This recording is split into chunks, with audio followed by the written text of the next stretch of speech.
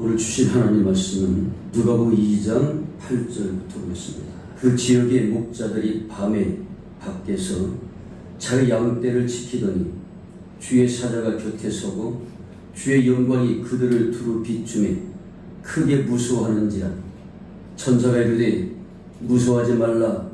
보라, 내가 온 백성에게 미칠 큰 기쁨의 좋은 소식을 너희에게 전하노라. 오늘 다윗의 동네에 너희를 위하여 구주가 나셨으니 곧 그리스도 주시니라. 너희가 가서 강보에 쌓여 구유에 뉘어 있는 아기를 보리니 이것이 너희에게 표적이니라 하더니, 호련히 수많은 천군이 그 천사와 함께 하나님을 찬송하여 이르되 지극히 높은 곳에서는 하나님께 영광이요 땅에서는 하나님이 기뻐하신 사람들 중에 평화로다 하니라. 아멘. 오늘은 성탄 예배를 드리는 성탄절입니다. 물론 성경에 12월 25일이 예수님이 탄생하신 날은 아닙니다. 그러나 이 땅에 역사적으로 예수님이 오신 것은 확실한 사실이고 이거는 변치 못할 진리이기 때문에 하나님은 어떤 일을 행하실 때에 그냥 마구잡이를 하신 분이 아닙니다. 정확한 섭리와 경륜과 정확한 설계와 또한 그 생각과 그 모든 것을 통해서 이루어 나가십니다. 그저 하나님께서 하시는 것은 말씀대로 이루어 나가시는 것을 봅니다. 그래서 창세기 3장 15절에 내가 너로 여자와 원수가 되게 하고 네 후손도 여자의 후손과 원수가 되게 하리니 여자의 후손은 네 머리를 사게 할 것이요 너는 그의 발꿈치를 사게 할 것이니라 하시고, 이 말씀이 최초로 주신 복음입니다. 아담과 하와가 죄를 범한 다음에 하나님의 전전에서 쫓겨났고 에덴 동산에서 쫓겨났습니다. 그래서 하나님과 영원히 함께 살 수 있었던 인간이 죄를 지으로 말미암아 하나님과 결별될 뿐만 아니라 죄악 중에 빠져서 죄인으로 살아가게 되는, 그리고 그 끝에는 파멸과 심판이 놓여 있었지요.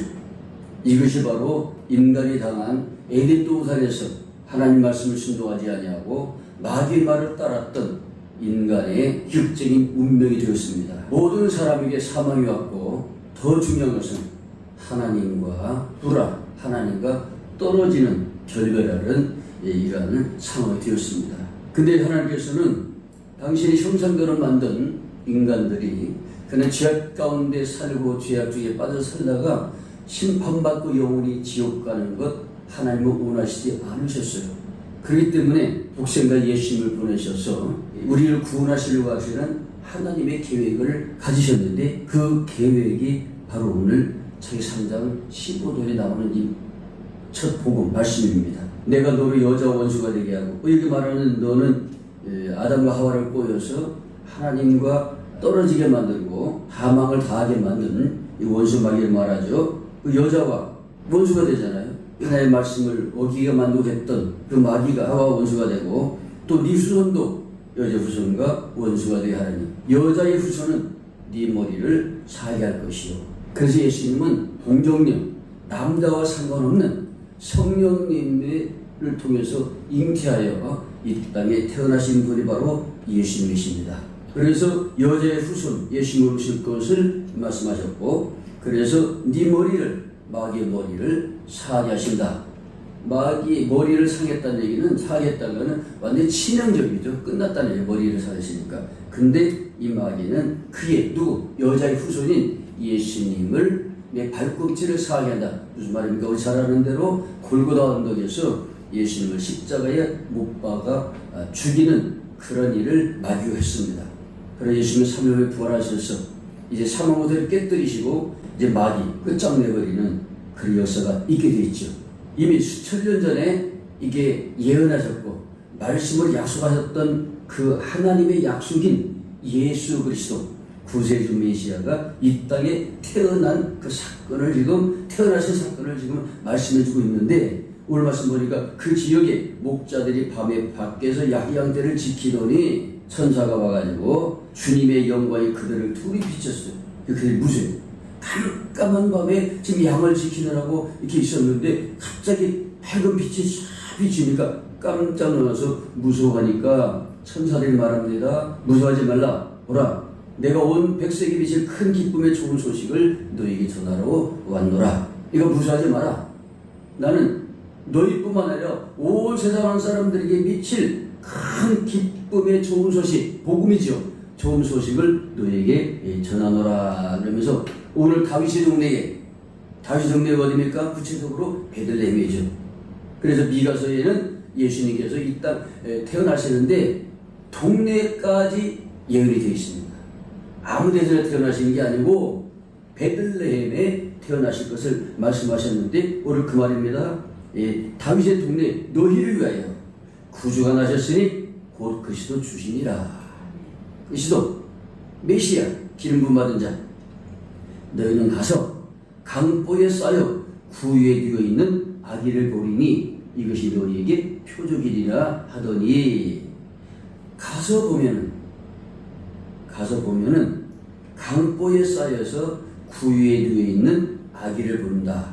그러니까 성령님을 잉태했던 예수님께서 탄생하셔서 이제 호적을 하러 올라갔다가 머물 곳이 없어서 다 꽉 찼잖아요, 사람들이. 그러니까 말구유가에 가서 그 구유에, 옛날에 이제 우리 시골에서도 보면은 그 소 먹이를 주고 뭐 하는 거 보면은 큰 통로를 갖다가 가운데 이렇게 파내가지고 거기다 짚을 썰어서 주기도 하고 등기 같은 거를 주기도 하고 그러거든요. 그 말구유에 뽀송뽀송 이제 있잖아요. 거기다가 강보에 쌓인 그 예수님의 모습이 거기 있습니다. 그래서 그걸 볼 거다 이 말입니다.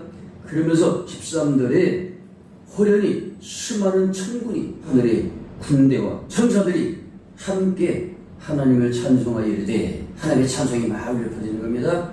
지극히 높은 곳에서는 하나님께 영광이요, 지극히 높은 곳, 인간이 달할 수 없는 하나님만 계시는 그 영광스러운 그곳, 하나님의 보좌, 그곳은 하나님께 영광이요, 땅에서는 하나님이 기뻐하시는 사람 중에 평화로다. 그래서 제가 이 14절을 킹제임스를 제가 봤습니다. 가장 높은 곳에서는 하나님께 영광이요, 하나님께 영광이요.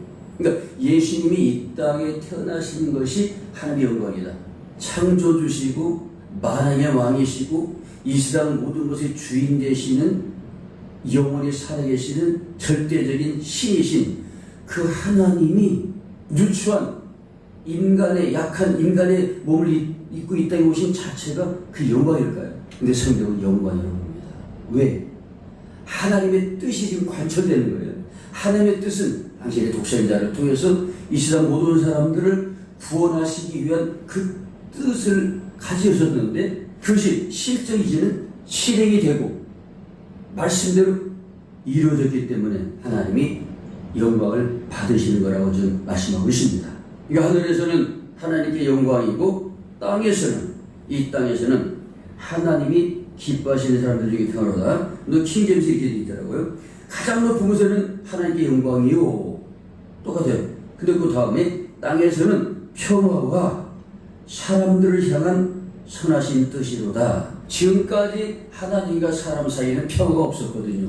불화. 그리고 가까이 갈 수 없는, 하나님도 죄인인 인간들이 가까이 오실 수 없었고, 사람들 또한 죄인이 거룩하신 하나님 앞으로 갈 수 없는, 영원히 건널 수 없는 그 죄악의 강으로 막혀 있었는데, 오늘 예수님께서 이제는 화목 제물이 되시려 오신 거거든요. 제물이 되려고 오신 거예요. 당신의 생명을 바쳐서 자기 생명을 들여서 하나님과 인간 사이에 평화가 있게 만들고 하나님께로 갈 수 있고, 하나님이 또한 우리에게 오실 수 있는 그런 길을 내도록 예수님이 오셨다 이 말이죠.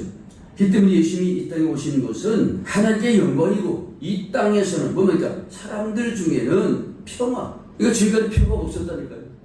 하나님과 인간 사이는 불화야, 불화. 이거는 도저히 만날래야 만날 수가 없고, 함께해야 함께할 수가 없고, 그런데 평화다. 무슨 말입니까? 예수님이 이 땅에 오신 자체가 평화를 주어졌다. 하나님과 인간 사이에 평화를 주시기 위해서 화목제물이 되시려고 오셨기 때문에 이 땅에서는 평화가 있게 되고, 그 다음에 사람들을 향한 선하신 뜻이니라.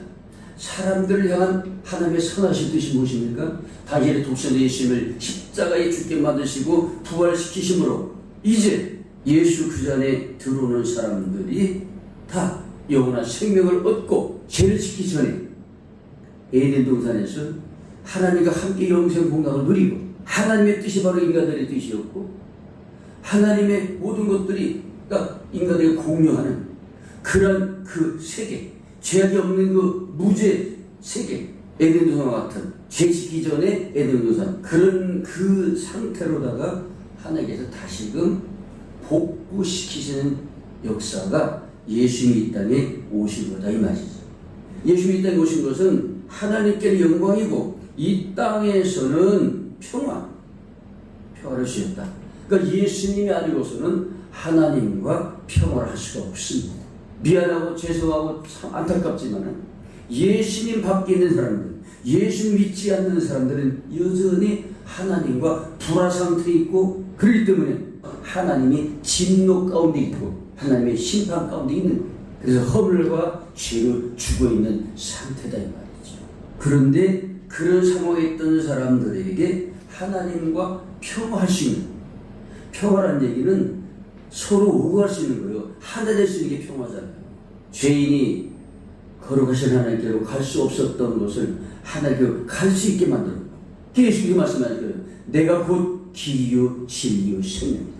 그러니까 예수님을 통해서 하나님께로 갈 수 있는 그 다리를 따주신 분이 바로 하나님이 예수님이란 말이에요. 그 하나님과 평화가 됐죠. 그런 된 것이 아니라 예수님이 우리 죄값을 대신 지불하시기 때문에 이걸 속량 속전이라고 합니다. 내가 갚아야 되고 내가 지불해야 될 내 죄값을 예수님께서 지불하시는데, 그것이 바로 당신의 생명을, 자기의 십자가의 피를 다 쏟으셔서 당신의 생명으로 우리 죄값을 치르셨단 말이죠. 그래가지고 하나님과 우리가 화목하게 만들었다. 그래서 누구든지 예수님을 통해서는 하나님 아버지께로 갈 수가 있고 하나님과 평화가 됐다 이 말이지. 또 우리가 하나님께 갈 수 있을 뿐만 아니라 하나님도 본래는 죄인인 우리들에게 올 수 없으셨어요. 거룩하신 분이기 때문에. 그런데 예수님께서 다리를 놔주시 뿐만 아니라 어떻게 예수님이 우리의 모든 죄를 십자가에서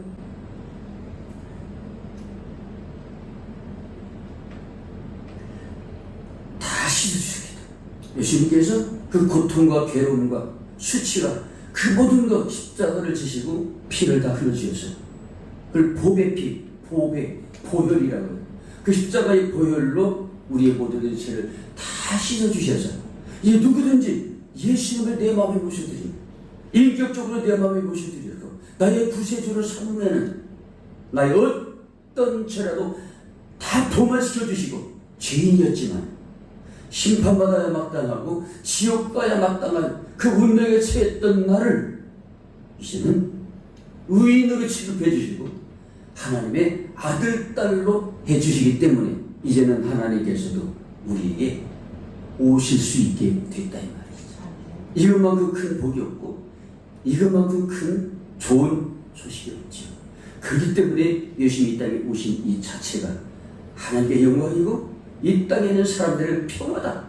하나님과 불화됐었고 하나님과 영원히 만날 수 없었고 하나님이 진노 가운데 있고 심판 가운데 있고 그저 하루하루 살아가는 것이 죽음에 벌벌 떨면서 살다가 이제 하나님의 심판대 앞에서 심판받고 지옥 가야 될 우리들이 이제 하나님의 자녀가 되는 그런 역사적인 그런 일이 있게 된 것은 바로 그저 된 것이 아니라 하나님께서 계획하신 우리를 구원하시고자 당신의 독생자 예수님을 보내주시기로 여인의 후손으로 여자의 후손으로 보내주시기 위해서 하신 그 약속대로 지금 예수님이 이 땅에 오셨다.